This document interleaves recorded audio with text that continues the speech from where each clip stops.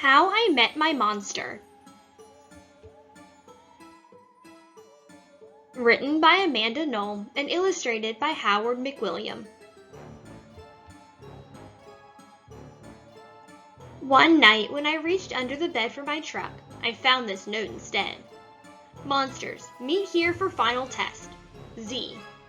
Ha! My parents were obviously trying to trick me into staying in bed. I didn't believe in monsters. So, I crumpled the paper, grabbed my truck, and zipped over to my garage. I heard some creaking and rumbling, but I wasn't scared. Our house always made noises at night. But then a voice under the bed scolded, "Stop that stomach rumbling! The child will hear you!" Voices? Stomach rumbling? If this was part of my parents' trick, it was pretty cool. I peered into the inky blackness. 5 pairs of eyes blinked back. "See? Now he knows we're here." The voice sighed. "One of you has broken monster rule number 1. Maintain the element of surprise." This is no trick, I thought. There are monsters under my bed. A yellow-necked monster slid out, followed by 4 little monsters.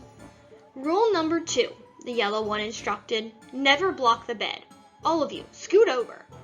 Hey, I realized, that one must be their teacher. I sat straight up, mesmerized by the monster parade shuffling across my bedroom. "That's better," the teacher monster said. "Access to the bed is clear. Now, who knows rule number 3? The purple monster teetered on his tiptoes and gurgled, "Get the child into bed." "That's correct, Genghis. And how would you do that?" "Well, Mr. Z, I would roar my scariest roar." "All right, give it a go." Genghis took a deep breath, opened his mouth, and let out a tiny blurp. Stomach rumbling would have a better chance of getting me into bed than that funny little noise, I laughed. "The child is right," said Mr. Z, shaking his head. "That was not sufficiently scary. Genghis, I'm sorry. You are not the best monster for this child." There was some creaking as Genghis slunk beneath the bed. Before I could investigate where Genghis had gone, Mr. Z asked, "Now who wants to get the child into bed?" The orange monster looked at the ceiling, and the red monster looked at the floor. Only the green one looked at me. First, he stared at my toes and started drooling. Then he took a step toward me, and I heard that rumbling noise again. I sprang into bed so he couldn't get my feet. Mr. Z blinked. "Very unconventional, Gabe. Your stomach gurgles seem to be what this child needs." What I needed was to make sure this little Gabe monster didn't eat my toes. "All right, you 3, the child is now in bed," said Mr. Z. "As every monster knows, the ultimate objective is rule number 4. Who can tell me what that is?"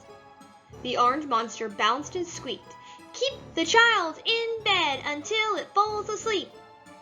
"Correct, Morgan, and how would you accomplish that?" "Shadow puppets! Shadow puppets!" she squeaked again. Gabe whistled through his nose and I snickered, but Mr. Z said, "Interesting idea. Try it." Morgan hopped onto my night table and flailed her arms near my lamp. Silly shadows blobbed onto the wall, and a cloud of fluffy fur tickled my nose. Achoo!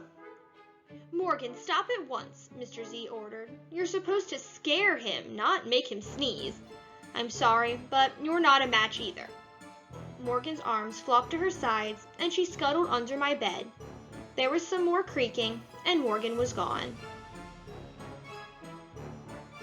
After all that sneezing, I really needed a tissue. Suddenly, a huge shadow of uncut claws loomed across my room. Awesome, I thought, and kind of scary. I froze in place. "Powerful performance, Gabe," said Mr. Z, "but do either of you see a problem?" "Oh, I know," chirped the red monster. "The child is out of bed again." "Correct, Abigail," Mr. Z continued, "and one of you must get him back in. Let's revisit rule number 1. Maintain the element of surprise." All at once, poof! The monsters vanished. Then I heard more rumbling. Were they hiding in my closet, making noises to scare me? Ha, no, it was only my stomach grumbling. All this excitement was making me hungry. I tiptoed past the closet and peeked out the door. So far, so good. No monsters.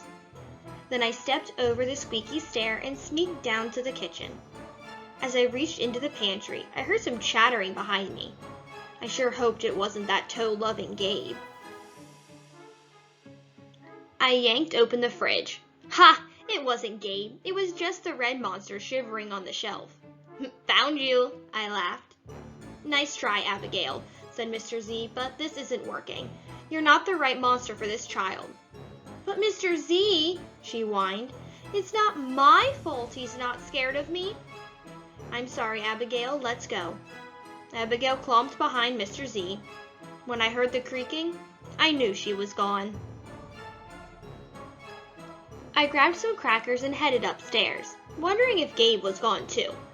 I munched all the way down the hall, then went into the bathroom to brush my teeth again. When I opened the door a minute later, Gabe was definitely not gone. He was right there, and he was huge! I charged into my room and slammed the door. When I leaped into bed, I knew my toes were safe. Phew! I was surprised to hear breathing under my bed.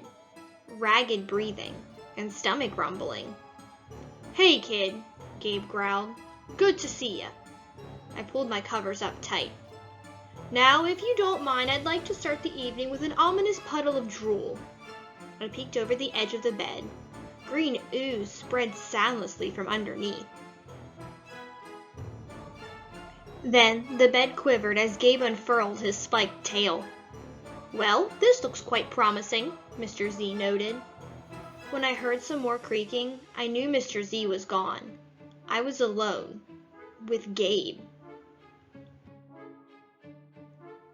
Gabe loomed over my bed and began sharpening his uncut claws on my bedpost. How did you get so big? I gasped. Rule number 5, my friend, he explained. People food makes monsters grow, so thanks for the crackers. Got any toes I can munch? I scrunched in my feet so Gabe couldn't get them. This was way better than playing with trucks. No toes tonight, but you can have this, I offered, tossing a stuffed monster off the bed. Gabe dove for it. His soft, comforting snorts filled the room as he snuffled the toy. I shivered. Kid, I think this is the beginning of a beautiful friendship. No other monster can scare me like you, I giggled.